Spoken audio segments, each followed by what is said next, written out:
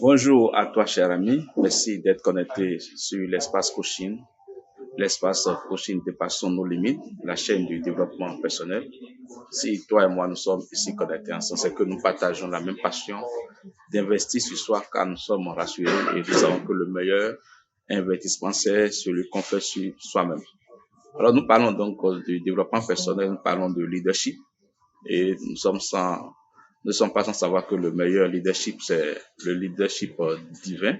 Comment Dieu arrive-t-il à gérer le monde avec tant de justice et d'équité? Et c'est de cela qu'il va s'agir donc dans cette vidéo où nous allons parler à travers mon ouvrage, le premier chapitre de mon ouvrage, La clé de votre développement personnel, édité par la L'Aha Édition à Cotonou. Le premier chapitre, je disais donc, c'est le leadership divin vu à travers le livre des Psaumes. Il est important de s'intéresser au leadership divin, car il est bien de se demander, mais comment Dieu arrive-t-il à gérer le monde avec tout ce que nous constatons, avec toute la multiplicité, la diversité des hommes sur la terre, avec les niveaux sociaux qui ne sont pas toujours les mêmes. Alors, les hommes se posent la question de savoir comment Dieu arrive-t-il à gérer le monde pour pouvoir vraiment le réussir. Nous allons voir cela à travers donc, le leadership divin vu à travers le livre des Psaumes. Alors, mon cher ami, si tu es sur cette chaîne, je le disais tantôt, c'est que tu es passionné du développement personnel. Ayons l'audace d'oser, c'est notre leitmotiv sur cette chaîne. Et donc, nous allons avoir l'audace d'oser et lire ce chapitre rapidement, donc sur le leadership divin. Qu'est-ce qu'il est dit à travers le livre des Psaumes sur le leadership divin? Il faut dire de suivre ce qui suit. Alors, mes chers élus, Dieu reste et demeure le grand leader de tous les temps. Avec son leadership, il dirige le monde avec justice, équité et amour. Il n'est pas étonnant de voir beaucoup de dirigeants religieux, les pasteurs et autres gourous conduire leurs fidèles selon leur bon vouloir. Ils tiennent forcément ce leadership de quelque part ou de quelqu'un. Ce quelqu'un est Dieu, Dieu lui-même. Chers amis, à la lumière de la Bible, nous allons parcourir les 5 éléments qui caractérisent le leadership divin à travers le livre des Psaumes.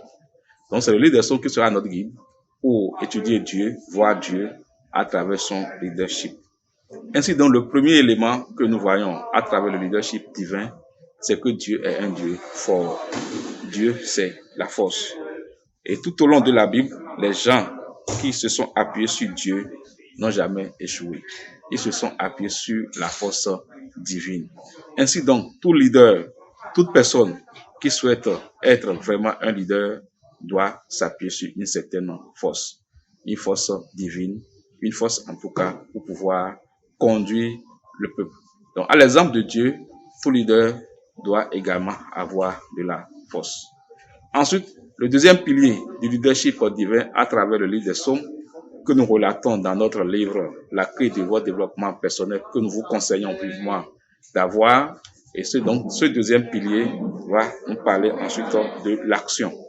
Dieu est dans l'action. Le leadership divin s'exprime à travers l'action. Déjà donc, à la fin de l'analyse de la première caractéristique du leadership divin, nous annonçons que Dieu est dans agir. Et chaque grand leader conduit les gens en action. Dieu agit pour son peuple.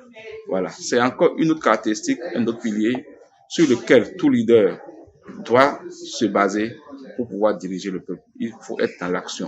Il faut agir. Il faut agir avec le peuple. Il faut conduire le peuple. Il faut conduire vos collaborateurs dans l'action. Il faut conduire votre unité de production dans l'action si vous souhaitez être un bon leader. Un leader doit être actif. Un leader doit être dynamique. Un leader doit bouger. Il doit savoir créer comme Dieu est un Dieu créateur. Suite à cela, nous allons voir le troisième pilier du leadership divin à travers le livre des Psaumes, mais retracé à travers la clé de votre développement personnel. Je disais qu'il est mon ouvrage que je vous conseille vivement d'acheter. Dieu est amour. Voilà une caractéristique très importante du leadership divin. Dieu, il aime ceux qu'il dirige. Ainsi, à l'image de Dieu, il est important que tout leader, tout responsable puisse aimer ceux qu'il dirige. Tout responsable doit montrer qu'il se soucie de ses collaborateurs de son peuple, de ceux qu'il est appelé à diriger. Vous ne pouvez pas conduire les hommes, les organiser, si vous ne leur manifestez pas de l'amour. C'est très important à savoir. Donc, c'est comme ça le troisième pilier donc du leadership divin. Qu'en est-il du quatrième pilier du leadership divin? Nous allons voir ça rapidement. Dieu est illimité dans le temps. C'est très important de se baser également sur cette caractéristique. Dieu est illimité dans le temps. Dieu ne connaît pas de temps. Dieu n'a pas d'espace. Dieu est grand. Il est grand à travers le temps et à travers l'espace. Et tout leader, pour s'inspirer de Dieu, pour cette caractéristique, doit mettre dans ses actions des actions qui dépassent le temps. Des actions qui vont au-delà de sa personnalité et de sa vie sur la terre. Imaginons un leader tel que Nelson Mandela, qui a impacté le monde. Son histoire sera racontée de génération en génération à travers le temps et à travers l'espace. Imaginons un leader comme Thomas Sankara. Vous voyez, son histoire sera racontée également à travers des générations au-delà de son pays qui est le Burkina Faso et sur plusieurs années. C'est comme ça que le leadership doit être façonné. C'est comme ça que nous devons conduire notre leadership, que nous posions des actions, des actes qui dépassent notre temps, qui vont au-delà du temps. Donc Dieu n'a pas de temps, Dieu est sans temps, Dieu est dans l'espace, Dieu passe au-delà du temps. Et enfin, nous allons aborder le cinquième pilier du leadership divin qui est la confiance. Oui, c'est très important de marquer ceci, la confiance. Vous ne pouvez pas être un leader si vous n'inspirez pas confiance de ceux que vous êtes appelés à diriger, de ceux que vous êtes appelés à conduire. Vous devez faire tout pour mettre en place une ambiance de confiance entre vous et vos collaborateurs, entre vous et vos amis, entre le peuple que vous êtes appelés à diriger et vous-même. Alors, chers amis de l'espace coaching, dépassons nos limites.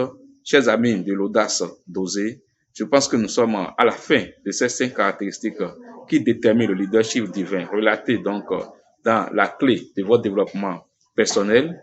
Ainsi donc, je vous invite vraiment à acheter cet ouvrage, à l'avoir, pour en découvrir davantage sur les autres caractéristiques qui ont été développées sur le leadership, sur le développement personnel, toutes choses très utiles pour nous-mêmes si nous souhaitons vraiment avancer, si nous souhaitons conduire notre développement personnel. Et je suis certain et convaincu que si tu visualises cette vidéo, c'est que tu l'as aimé, c'est que tu as apprécié son contenu. Et je t'invite à t'inscrire sur la chaîne si tu n'as pas encore fait, à partager également cette vidéo pour partager la connaissance avec d'autres.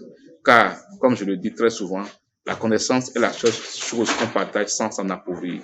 Au contraire, on s'enrichit davantage. Alors donc, ayons l'audace d'oser et je vous dis à la prochaine pour une nouvelle vidéo. Je vous remercie.